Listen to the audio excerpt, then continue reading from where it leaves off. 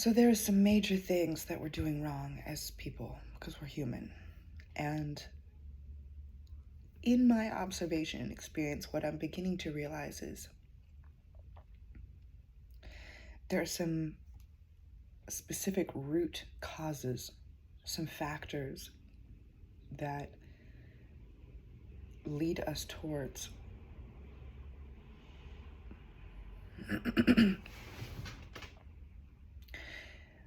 making the wrong choice to the detriment of ourselves and our community and our planet. And one of those is justification. And the other is, I suppose you'd call it assumption. We do something, we think that that's the right choice. We don't realize how it affects ourselves and others, actually. We think that we're doing something healthy. We don't realize the effect it's having on Earth. For example, throwing things away. We think we're doing right. We're throwing things in the trash, we're cleaning up, we're taking care of life. Bells on that, God. But trash is one of the most dangerous and destructive, toxic and detrimental, abusive things that we do to ourselves, to one another, and to our planet Earth. I mean, huge bells on that. Because the more we progress in technology and modern advancement and corporate development, the more products we have being created, shipped, and thrown away. We literally have never done this in history. Never before in history have we had mountains of trash, ever. To my knowledge, we have had composting systems for eons. We have had material recycling for millennia, for geological shifts of the planet. And yet, in less than 3 generations, we have completely covered this earth in sacred areas with refuse heaps and toxic chemical dumps. And these areas of earth are being used as a form of weaponry against native cultures all over the world. I mean, picture this. You've got a whole area of land and an invader comes in from out here and kills all of the animals, like hundreds of thousands, hundreds of millions, tens of millions, I'll say, 30 million buffalo. And they salted all of the earth so that no food could grow across America. These are what soldiers by ship came and did. They came with things for sale, by sale. There's things that are here for sale. They send them out for sale. They come back for profit. And then they took all of the trash, everything that they destroyed, that they turned into money, that they turned into materials, that they turned into like just trash, they would dump in these sites, make a little spot, and then they'd keep their area clean by dumping into an area. That seems like a good idea. Like, okay, cool. I get it. Wars happen. Poor natives, wherever they were in the world. People come and conquer. That happens. But look how good they're doing. They're keeping their space clean and putting all the refuse in one area. That seems like a healthy animal habit to do. Even animals will choose a corner to poop in if they're pretty healthy. You can tell an animal's not healthy when they start pooping all over the place. It's literally an indication. So it seems like this is a healthy society. Then what they do is any straggler natives that they find, they make live on what they call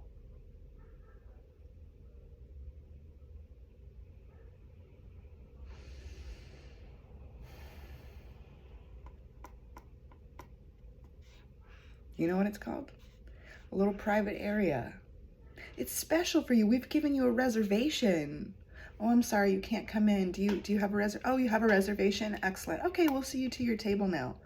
You all can get in this tiny little toxic box that is dirt heaped on top of toxic refuse. And good luck growing things. But if you want, you can come and work for us for slave wages. Anytime you want. Happy to have you and make fun of you while you're here. It's really, really on the surface, functional and beautiful, but how many movies and cartoons and books do we need to see before we see the fact that this modern culture that we ourselves are developing, that we ourselves are proliferating, that we ourselves are paying for and choosing and playing in, is the horrible psychotic evil. We're taking a bribe against the innocent. When I hear that, in Torah study, I think,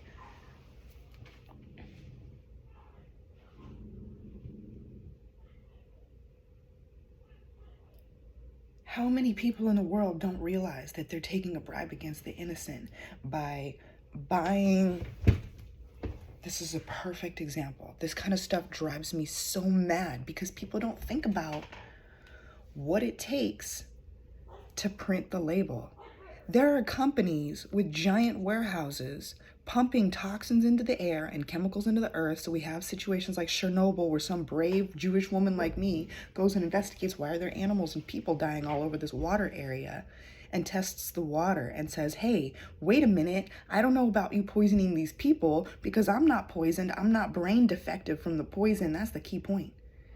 Everyone's fed all this garbage and aerosol with all this crap, and putting all these products on your body absorbs about 80% of what it comes in physical contact with.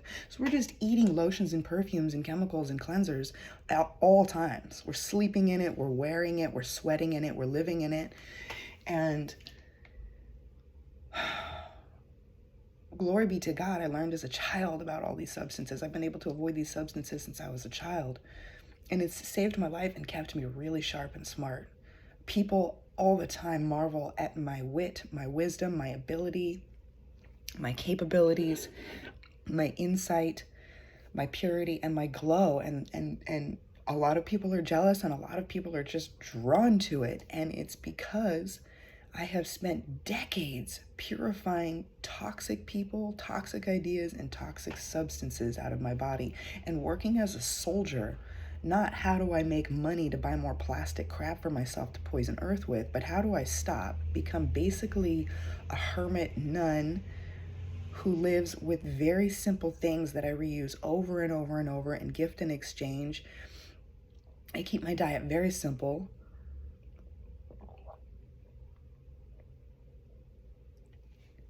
And I keep my life and my lifestyle so anti-inflammatory. It doesn't cause inflammation, swelling, and engorged pain in my body or in my earth. And so we don't think about the fact that these companies, just to produce the label, just the label alone, just the ink on the label, those companies should be eliminated. Just the company that makes the adhesive, because that's a separate company. Just the company that makes the paper, because that's a separate company. Just the company that presses out the bottle, because that's a separate toxic company. Just the company that ships the products, because those trucks are a separate company. Just the product that makes the gasoline that goes into the truck, because that's a separate toxic company. Just the landfill, where all of these things, when we're done using them, and they just become bits of plastic crap, and we're just like, I don't know, I don't have that device anymore because it's old and I bought a new one last year. And we just do it every year. Everyone's just filling up all this stuff and putting all these things in the landfill. Here, you hold it. You can have it in your living room. There's not enough room in mine. Where are we putting stuff? And here's where we take a bribe against the innocent, because when we take our stuff and throw it away because it's pleasant for us, that's us taking the bribe. Okay, I'll do that. But it's against the innocent because we're just shoving it over to the neighbor's yard where people are literally living in it. Don't get me started about throwing away electronic devices. You throw away one of these little things all dusty and broken and nobody cares and nobody's ever going to use it. You throw away one of these things, it's gigantic, and this is the small one, like the size of my face. I mean, we have so much bigger. Let's be real. We're throwing away these things, multiple people per family, multiple times per year or per few years. And where are they going? Where's all this going? I want to know. I really, really, really want to know. Where are we going to put all this stuff as it just accumulates? And we've got video games and all this, like, where is all this going to go? People just throw in the garbage, here you go. And it gets given as territory for people to live on, or people are starving because they can't deal with these slave circumstances. They can't play this pay to play the plastic fake version game. And then they're just digging through the trash, trying to salvage things. And what happens is they open up bottles with liquid still inside.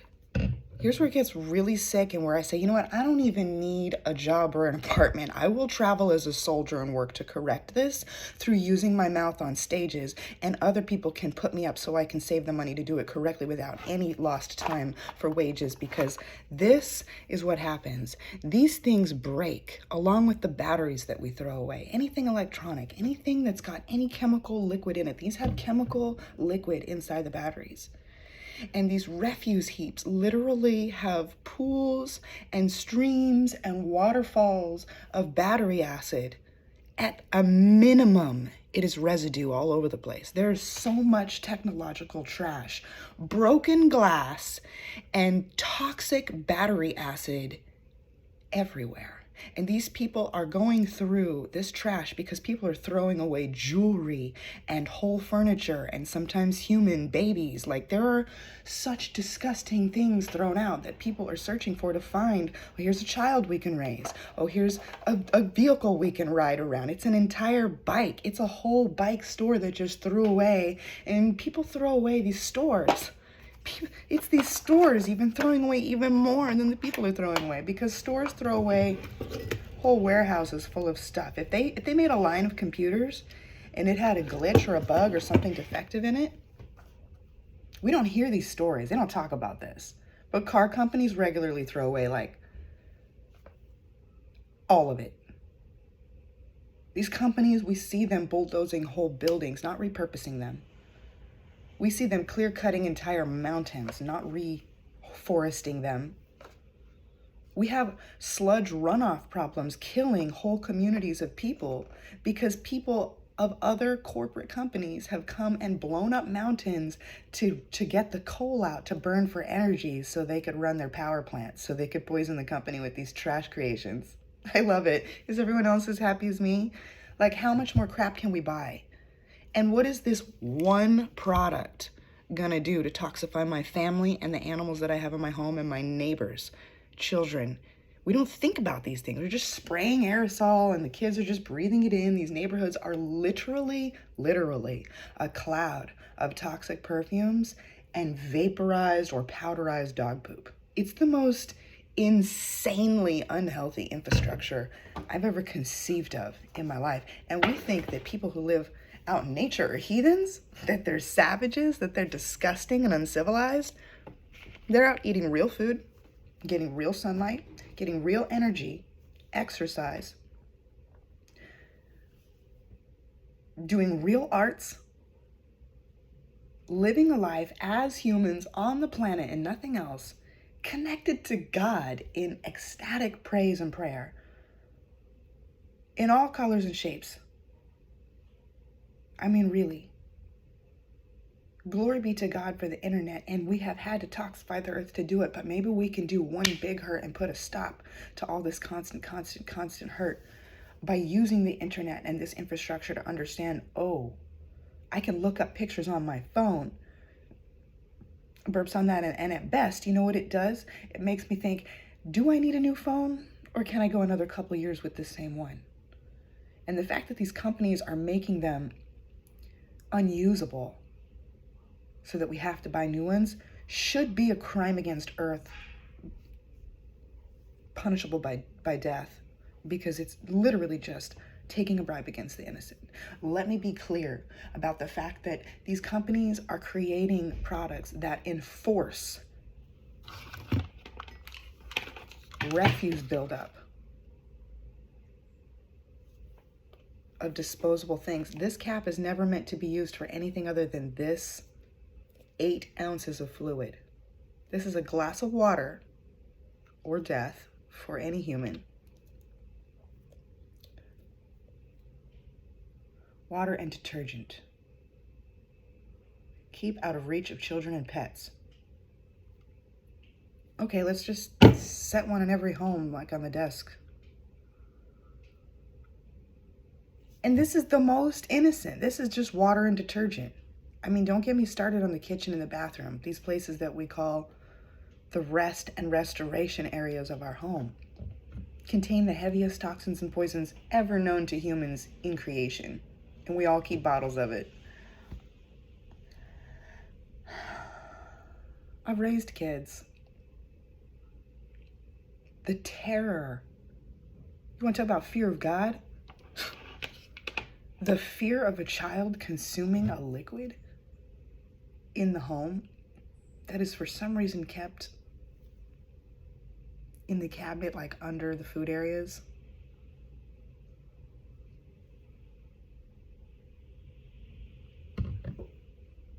Children learn by mimicking us. They watch. They watch as adults. We grab the substance and we use it. And they're babies, they're kids, they're toddlers, they're developing humans. They go, oh, okay, that's what a human does. All right, you grab this thing and then you put it all over the computer. And then that's fun. That's really fun. Isn't that fun?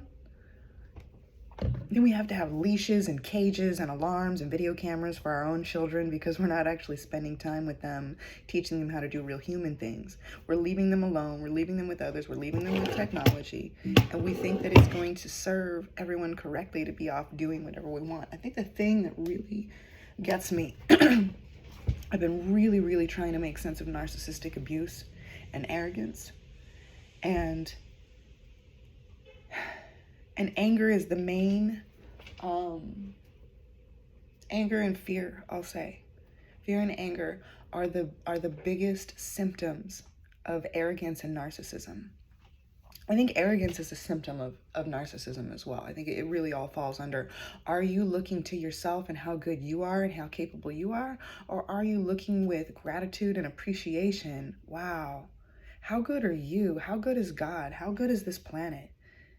When we're thinking, there is no other you, there is no other God, there is no other planet, it's just me, what do I want? I want to buy this, I want to buy that, I want to buy that, I want to like eat a bunch of weird stuff because I'm a goat and I'm a human. What is this? You know, just eat what your ancestors ate, eat what God grows, and don't eat stuff that comes out of a container that looks like it came in from outer space from aliens trying to subjugate us to weird toxic stuff. Oh, it's so sparkly. I mean, look at these packages. They're so beautiful. They're prettier than most of the makeup I've worn. These packages are prettier than my face. So a child is supposed to idolize this label and this substance over the value of my features as a community member? And we don't, like, this may sound like, sweet, you're being extreme. That's stupid. But in reality, this is what's happening because we don't realize, you know, the way I learn all my languages is by playing songs in foreign languages. You don't have to learn how to speak the language. You don't have to study it. You don't have to pick up any books or any apps or any programs, nothing. You just play the same Spanish song 20 times. Best believe you'll be singing that song in Spanish. You play the same trumpet riff 20 times, best believe you're going to be whistling, humming, or belting out that trumpet riff, whether you want to or not. You can't even stand that song on the radio, but you sing along anyways, don't you? Or you know you could. If someone says, I'm going to put a gun to your head if you don't sing that song, you're going to sing every note and word with clarity, perfection, and gusto. Because it's in you. Because you observed it. So we do these things and we don't realize that we're just observing, piling up trash, handing it to another country and saying, I'm sorry about the toxic battery acid and broken glass phenomena that you're living in, because we've kicked you out of your land. You know?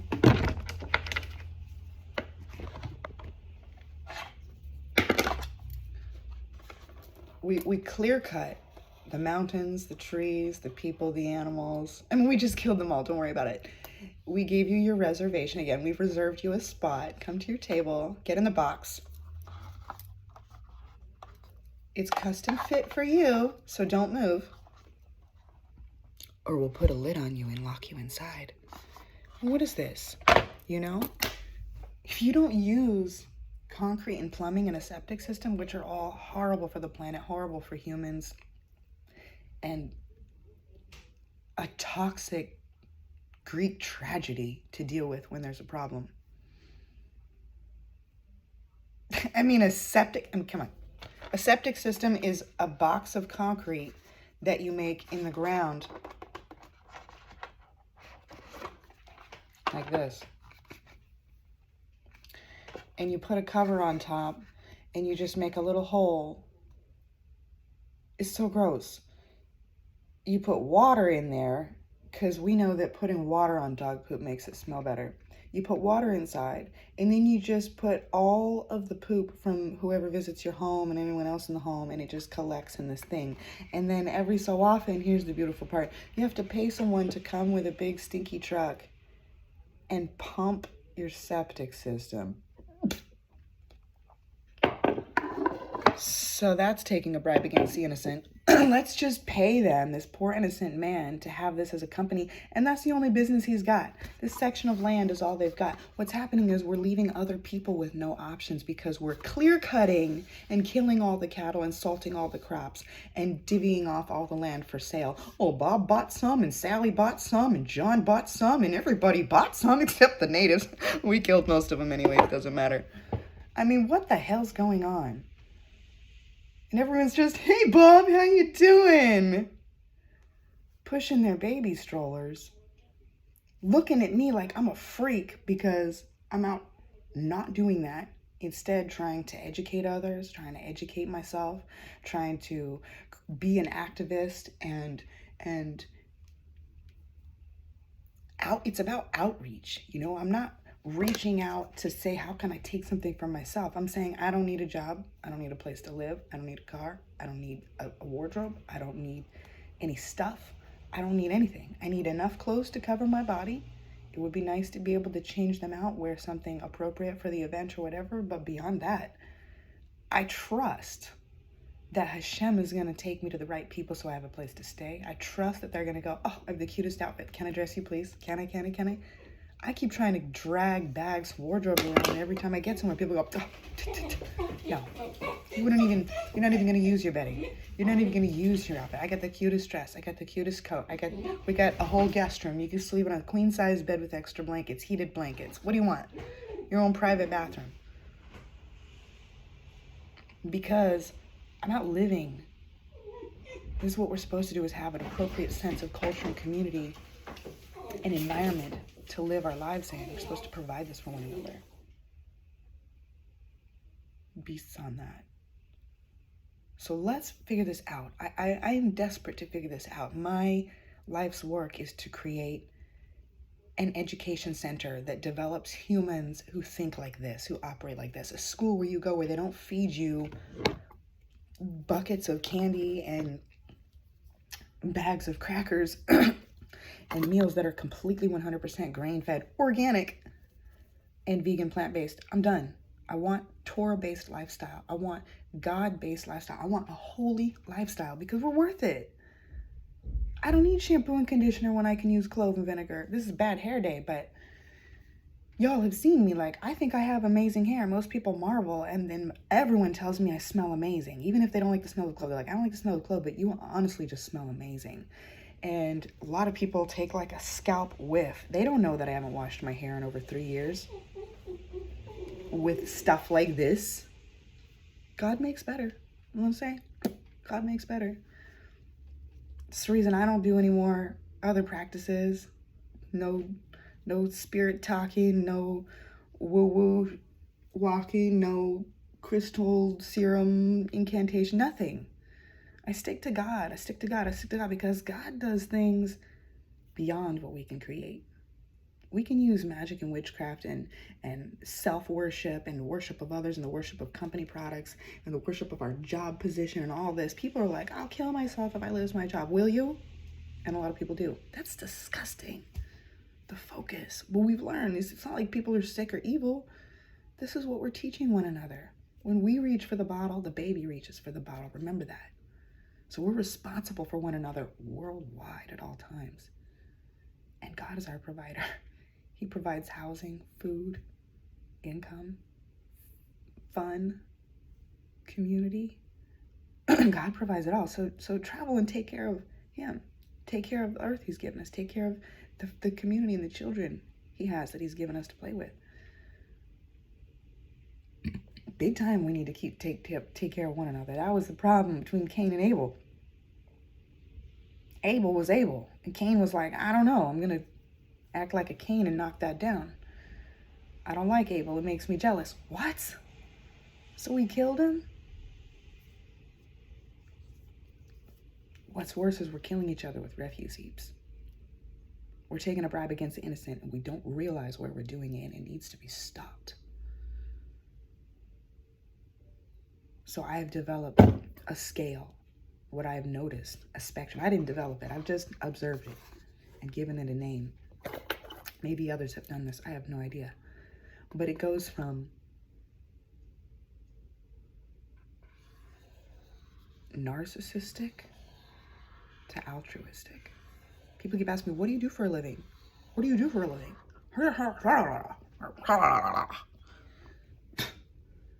I'm a soldier for God.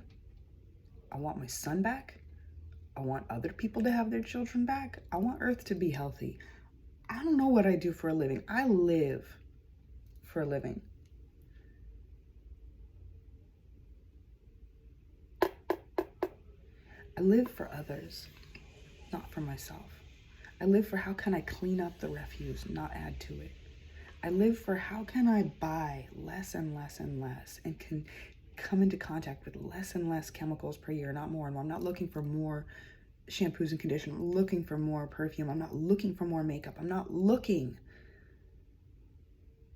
for more shoes made with toxic glues and plastics and rubbers. Where are these things being created? Where are the factories? What's with Chernobyl? And if it wasn't for people like me and other moms and other women and other soldiers standing up in the name of altruism and not narcissism, it's one or the other, big old O in the middle. NOA, narcissism or altruism. You're living for yourself, your job, your abilities, your life, your stuff, or you're living for others. You're living to help, you're living to serve, you're living to clean up, you're living to be a part of the solution, not the problem. You're living to be a soldier. And that's glory. In my opinion, that's honor. That's hot. That's sexy. That's beautiful. That's holy. That's sacred. That's awesome. That's worthy. And I know I'm all those things. You put it together and it makes the acronym NOA. God says, I am flooding you out again. He told us by the side of the rainbow. I promise you, God said, I will never flood your planet the way I did. But that's a big old caveat that I think we're overlooking. The way I did. He's doing it again. He told me he's doing it in little ones.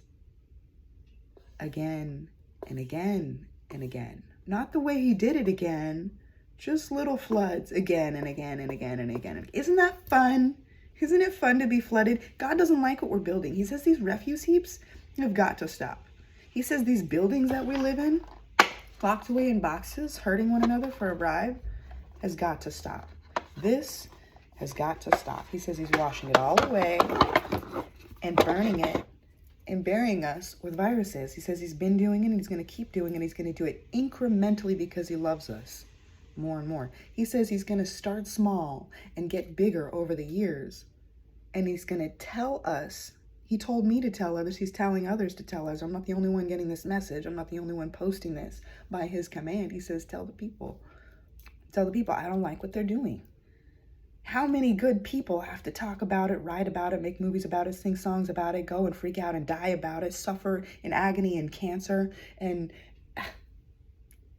look up the definition of the word mayhem. We're dying at the hand of mayhem. And people think that's crazy, but it's not. It's being physically disabled to the point of rendering you incapable of protecting yourself. That's the literal legal definition of mayhem. It doesn't mean crazy at all.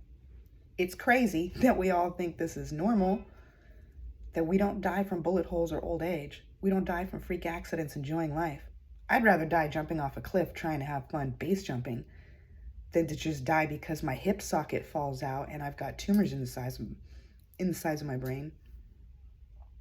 Personally, I'd rather die as a supernatural hero, awesome, life-living, crazy person than to just be a normal, atrophied,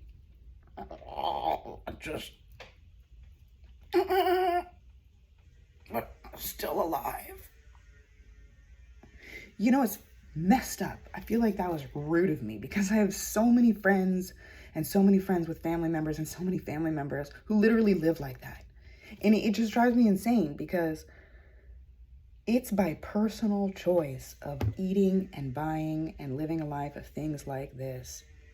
And that's what my movie is about. My documentary can prove. God willing, and may he protect me. I mean,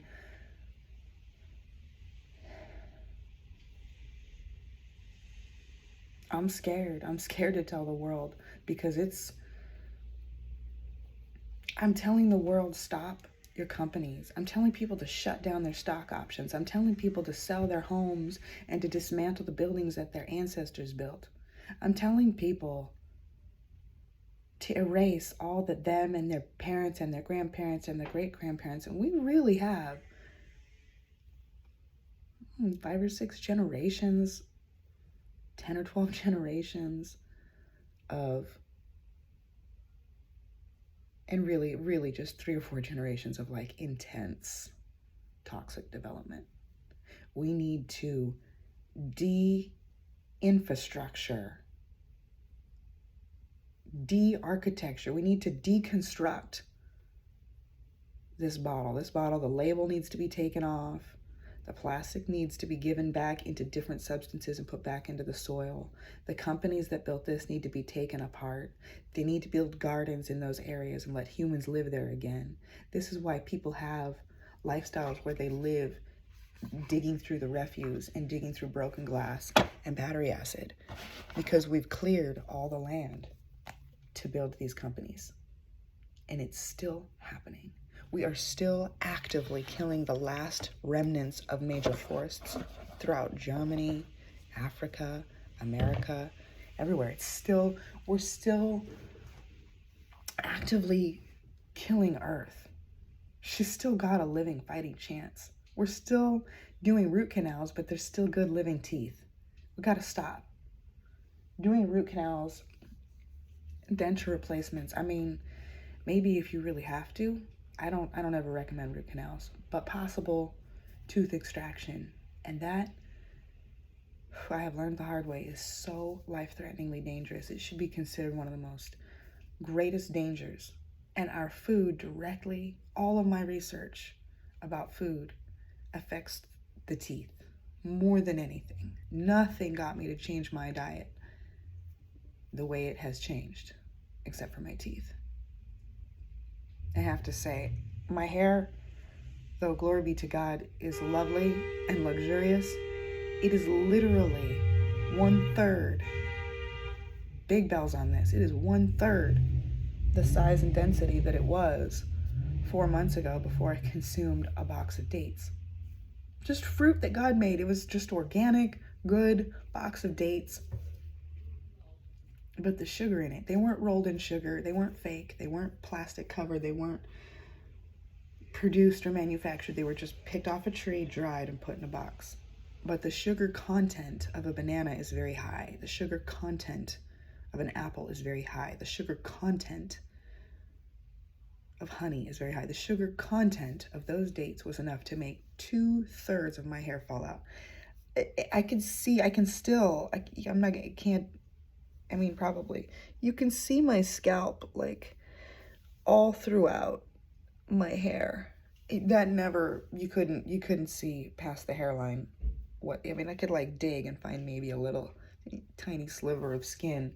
Now it's just, in the right lighting, in the right condition, if I hold my hair up like this, you can see my entire scalp like I've shaved my head. It's disgusting. So glory be to God, my teeth have really edited my diet, and finally the last bit of sugars in my body. I miss dates so much. I miss bananas and apples and fruit so much. But with everyone around me indulging in fruit, living on a plant-based lifestyle, and they're all balding, and they all go, oh my God, sweet, your hair. And I'm like, glory be to God. I just followed his instructions. He told me stop eating sweet things. He said, no, let no sweet thing pass your lips. And it's a commandment that we burn barbecue every day, twice a day, and extra on holidays, and every weekend for Shabbat. Once a year, we're commanded around February to go nuts with the fruits and vegetables. Celebrate the trees. Once a year, we should have some birthday cake, maybe. But daily? No. Whenever you feel like having a Snickers bar or a bag of crackers or chips? No. I mean, really, the sugar and salt levels are very similar whether you're buying a bag of chips, a box of crackers, or a piece of birthday cake. There's a significant amount more sugar in the cake, but a surprising amount of sugar in the crackers. And if the sugar in dates and apples is too much, I'll tell you, my teeth let me know that I can't eat real sugar. I can eat apples, I can eat bananas, I can eat dates, I can eat a whole box of dates. My teeth don't hurt. I can have 1/4 of a teaspoon of white sugar on a spoon, and my teeth are singing like I've got ice water on, and they're sensitive. But there's no ice water in my mouth. It's just the sugar, and I'm like, my teeth. And I think to myself, how do people just eat this stuff by the pound every day and things? They're just on painkillers having teeth removed ad nauseum. And it doesn't need to be that way. My research, evaluating and retesting in my own life and the lives of others around me, the research of other people, it all shows consistency. That's what my documentary is about. Look, everybody, white flag. I'm not doing this anymore. I'm not going back to work. I'm not going back to that restaurant. I'm not going back to the grocery store. I'm not going back to this lifestyle. I'm going backward. That's a revolution, to revolve around the same spot, to go again in a circle. I'm going back to what God created, as he creates new food every year, new animals to slaughter every year. If we take care of our animals, they'll be good to slaughter. If we say we need a plant-based diet, we'll get rid of all the animals and we'll all be brain dead and have a failure to thrive in our children medically. I don't know why I'm putting that in future tense. It's happening now, aggressively. Our children are the victims of mayhem. They can't think. They can't physically move and lift things. If you tell a 6-year-old child, male or female, in today's modern school to hold a gun or a knife and defend themselves in case of country emergency, they're literally not strong enough to press this button. My child, raised on raw meat and milk from the womb, at the age of 6 years old, was climbing a 10-foot fence, clipping a dog leash to it with a belt of 28 some odd knives, all sharp, ready for the kitchen, tucked into a leather belt, and climbed to the top of that fence and was rappelling down with knives and a big sword in the back of his shirt. Was that psychotic of me as a parent? No, because he'd been training with professional adults since he was 1 year old. Why? Because my family had an obsession with knives and we thought putting our son in danger was fun? No, because our son had an affinity for knives. And even when we put them at the top cabinet in our kitchen as a 1 year old, he would wait and silently sneak into the kitchen and climb to the top and pull the knives down. I was like, he's gonna kill himself if we don't get him some training and practice. Like, he has to have what he needs to have, or he's gonna go and find it without us and get hurt. So I said, look, son, you can play with knives officially today. I took it out of the cabinet for him, pulled him down off of the wall.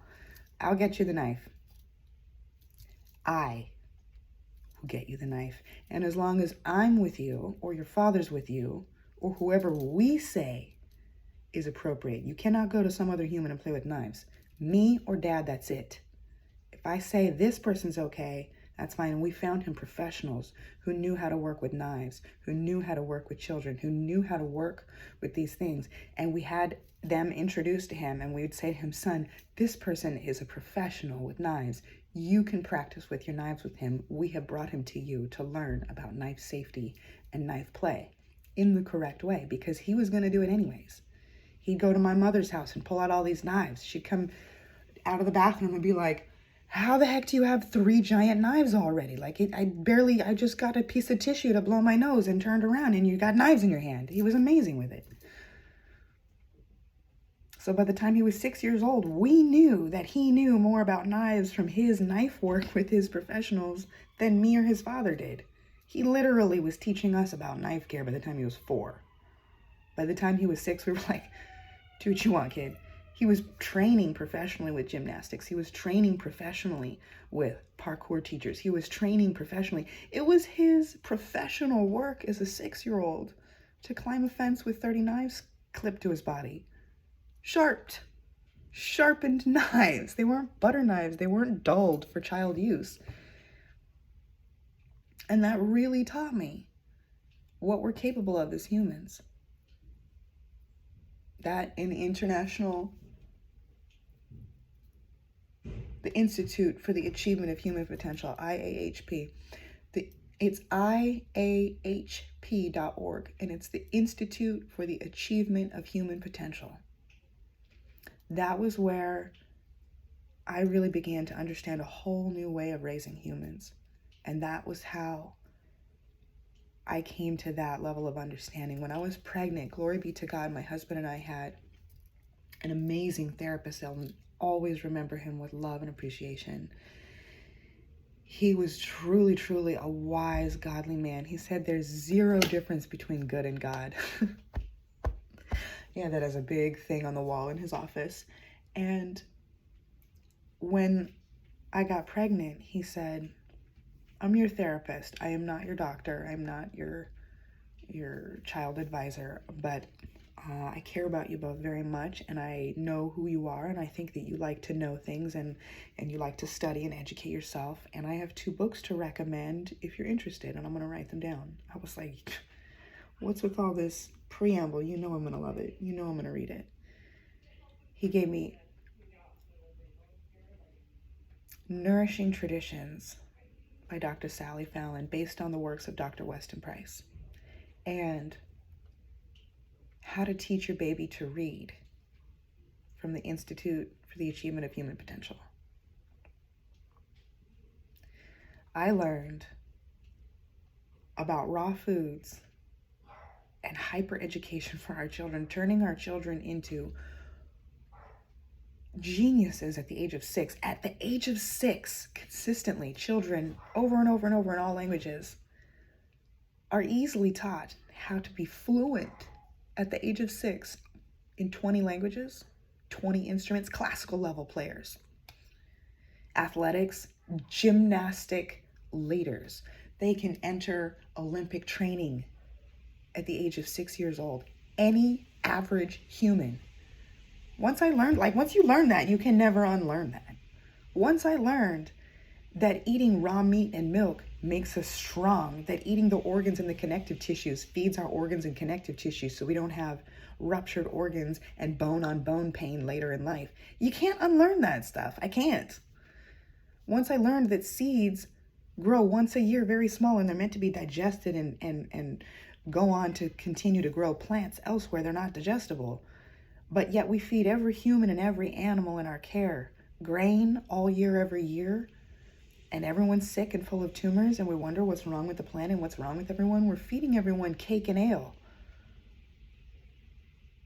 And we're buying all this plastic stuff, and all of it leads to this orchestra of destruction of what is holy and good, us, one another, and our earth. Glory be to God. The rituals of Judaism, authentically, like ancient Orthodox. I'm not talking modern reform. In my opinion, you can't be Jewish and have faith in God and purchase insurance and have a COVID vaccine. It does not compute in my mind. I'm not trying to make opinions or labels or anything like that. I'm just saying, in my mind, it's an un-Jewish, untrusting of God opinion to think that we need medication and surgery and that we need to destroy and eradicate what God's created and completely replace all of nature with our own creations. It's like the epitome, the pinnacle of narcissism and self-idolization. We're idolizing our creations. We're destroying God's creations. And you know what? We're not big enough for that. No witchcraft on earth is going to cover our hides when God says, I'm done. You can steal from your boss and steal from your boss and steal from your boss. But when your boss takes stock and is ready to make his business even better and sends in professionals to come and investigate, sends out his angels everywhere, sends out his awareness everywhere, sends out Holy Ghost or whatever you want to call it, his divine presence everywhere. Right here, click, click, click. Cameras clicking by God. Everyone who's living and breathing is another camera for God. And we're registering one another. We're influencing one another, whether we're influencers or not. And we're destroying this planet, and it's got to stop. I love you all, and I'm right here. God loves us all for real, and he is right here. And we have got to be loving for one another and take care of one another and take care of what God has given us, our lives, one another, and earth, right here together. Because we can. Because we still can. Because we're still here alive. There's still earth. There's still God helping us, and he can provide miracles. If we can say, you know what, God, I'm sorry. I had to say, I'm sorry. I've been spending way too much money. I've been doing way too many things. I've been eating way too much sugar. I've been spending way too much time sleeping. I've been doing way too much time avoiding posting. I'm going to do more. And I'm not perfect at it. I'm not like, okay, and then I was perfect because I made up my mind. No. And then I did a little bit more because it's gradual. Just like God's destruction of our ways, just like God's development of our arts, it's always gradual. Just like our mistakes and our solution creativity across generations, it's incremental. Glory be to God. May we be his blessing across generations and be one another's blessing and just be blessed generation after generation. Hallelujah.